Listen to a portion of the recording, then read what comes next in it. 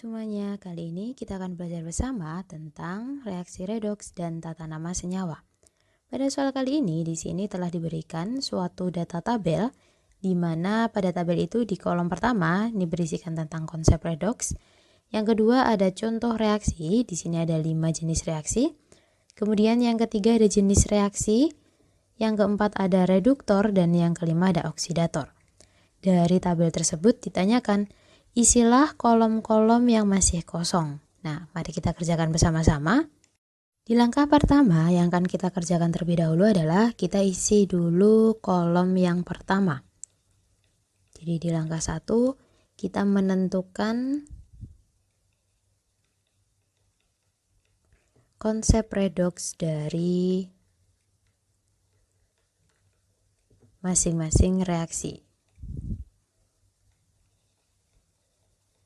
Nah, untuk reaksi yang pertama, di situ tadi terdapat reaksi antara Cu berubah menjadi Cu2+ ditambah dengan 2 elektron. Nah, reaksi ini menggunakan konsep pelepasan dan penerimaan elektron. Dan penerimaan elektron. Sedangkan di reaksi kedua, yaitu Cu ditambah O2 menjadi CuO, ini menggunakan konsep perubahan bilangan oksidasi.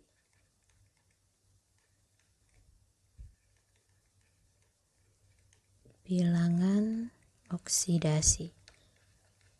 Selanjutnya, yang reaksi ketiga, itu senyawa NO berubah menjadi N2 dan O2, ini juga merupakan konsep dari perubahan bilangan oksidasi juga. Selanjutnya yang reaksi keempat, S ditambah O2 menjadi SO2, ini juga merupakan konsep dari perubahan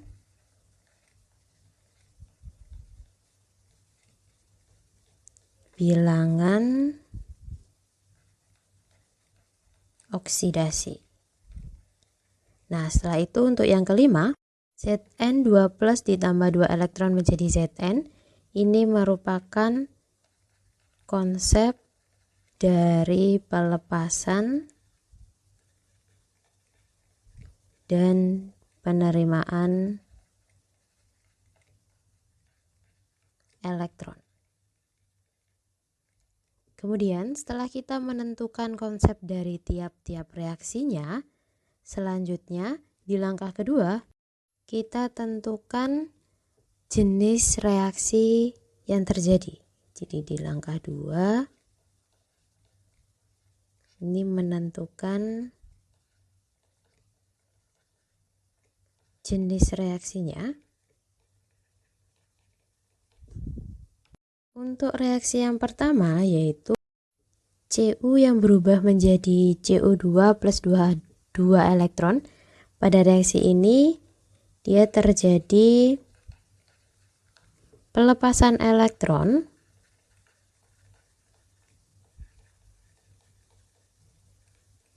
pada unsur Cu. Sehingga reaksi ini bisa kita sebutkan sebagai reaksi oksidasi. Yang kedua, yaitu dari atom Cu yang ditambah O2 menjadi Cu2, di sini terjadi dua perubahan. Yaitu yang pertama, pada unsur Cu ini terjadi perubahan biloks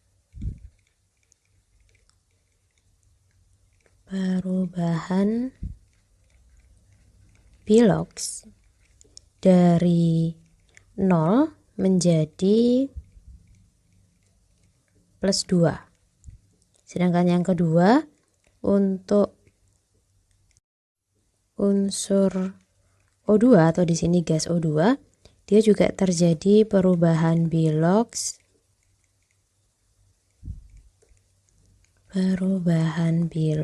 dari 0 menjadi negatif 2. Sehingga untuk reaksi yang kedua ini bisa kita tuliskan jenis reaksinya merupakan reaksi redoks. Selanjutnya yang ketiga yaitu reaksi antara reaksi dari NO2 menjadi N2 plus O2. Ini juga terjadi beberapa perubahan.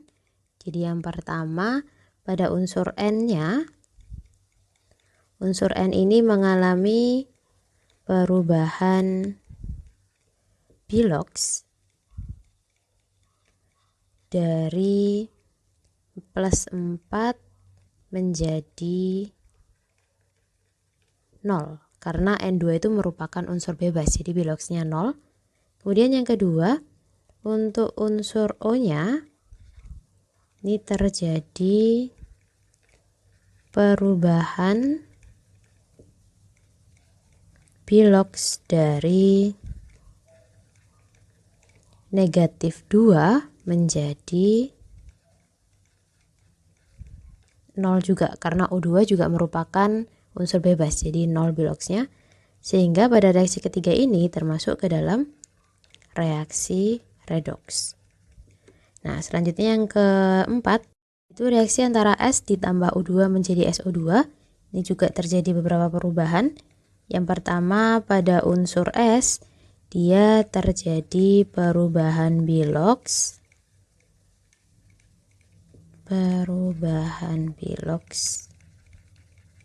dari 0 menjadi plus 4. Kemudian yang kedua, untuk unsur O-nya ini juga terjadi perubahan bilox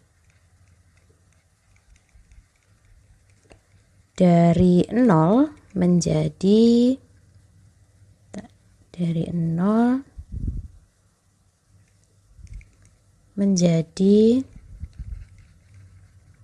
negatif 2.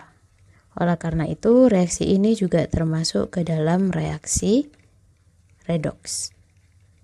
Kemudian yang terakhir, reaksi Zn2 plus ditambah 2 elektron menjadi Zn, ini terjadi perubahan bilox pada unsur Zn-nya. Jadi unsur Zn itu berubah biloxnya dari plus 2 menjadi 0. Sehingga reaksi ini bisa kita sebutkan sebagai reaksi reduksi. Nah, setelah kita menentukan jenis-jenis reaksi dari tiap reaksi yang sudah ada, selanjutnya di langkah ketiga kita baru menentukan oksidator dan reduktornya. Jadi ini langkah ketiga. Di sini kita menentukan mana yang berperan sebagai oksidator dan mana yang berperan sebagai reduktornya. Untuk reaksi pertama yaitu Cu menjadi Cu2 plus 2 elektron, karena ini tadi merupakan reaksi oksidasi, sehingga di sini Cu itu berperan sebagai reduktornya. Untuk oksidatornya dia tidak ada karena reaksinya hanya reaksi oksidasi. Sedangkan untuk reaksi yang kedua yaitu Cu ditambah O2 menjadi CuO, di sini Cu berperan sebagai reduktor dikarenakan Cu-nya itu mengalami oksidasi, sedangkan untuk O2-nya itu atau unsur oksigennya berperan sebagai oksidator karena oksigennya mengalami reduksi. Dan reaksi yang ketiga dari NO2 menjadi N2 plus O2, di sini juga terdapat reduktor dan oksidator, di mana yang mengalami reduksi dan oksidasi hanyalah senyawa NO2, sehingga bisa kita tuliskan bahwa senyawa NO2 itu merupakan atau bertindak sebagai reduktor dan oksidator. Karena di dalam senyawa ini terjadi reaksi reduksi dan oksidasi. Selanjutnya yang keempat, pada reaksi S ditambah O2 menjadi SO2, di sini untuk unsur S-nya itu bertindak sebagai reduktor dikarenakan S-nya mengalami oksidasi, dan unsur O-nya kita geser dulu. Untuk unsur O-nya itu bertindak sebagai atau O2 di sini, bertindak sebagai oksidator. Selanjutnya untuk yang kelima, pada reaksi Zn2+ ditambah 2 elektron menjadi Zn, karena reaksi ini hanya merupakan reaksi reduksi, sehingga Zn-nya di sini atau Zn2+-nya itu bertindak sebagai oksidator. Oke, sekian untuk penjelasan dan penjabaran soal ini. Semoga bisa membantu. Terima kasih.